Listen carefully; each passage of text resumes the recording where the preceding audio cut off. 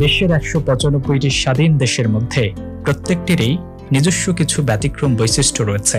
একটি স্বাধীন রাষ্ট্র মানেই বিশাল আয়তন জুড়ে অবস্থিত সকল উচ্চ পর্যায়ের সুযোগ সুবিধা হতে হবে তা কিন্তু নয়।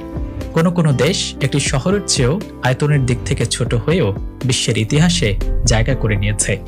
এমনকি এই ছোট্ট দেশগুলোর জীবনযাত্রার মানও বেশ ঈর্ষণীয় পর্যায়ের। দক্ষিণ ইউরোপের ভূমধ্যসাগরের মাঝখানে বেশ কিছু দ্বীপ নিয়ে গঠিত হয়েছে একটি দ্বীপপুঞ্জ। সেই দ্বীপপুঞ্জটি আজ একটি স্বাধীন সার্বভৌম দেশ হিসেবে স্বীকৃত। ছোট্ট এই দ্বীপ রাষ্ট্রটির নাম মাল্টা।